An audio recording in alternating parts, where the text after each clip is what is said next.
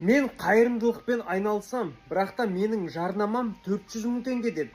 Және де ата-аналарды әдейі жылатқан мына Самат атты блогер тағы да алаяқтықтары жария болды.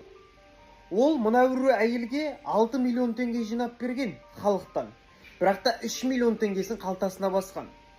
Даже осы қайырымдылыққа мұқтаж адамдарға өзінің баласына алатын киндер сюрприз, немесе киім, немесе өзінің бензиніне сол адамдарға төлеткен. Сіз маған төлеген ақшаны міндет қылмаңыз. Төледіңіз ба, реклама үшін, жарнама үшін төледіңіз.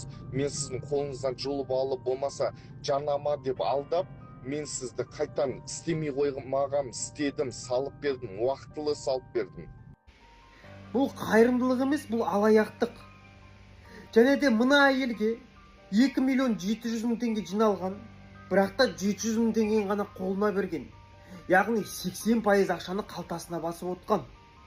Мына әйелдерге әдейі сендер жылаңдар, жыласаңдар ғана ақша беріледі. Әлде сіз ақшаны өтірік жинап отқан сияқтысыз ғой, жыламай отырсыз ғой деп.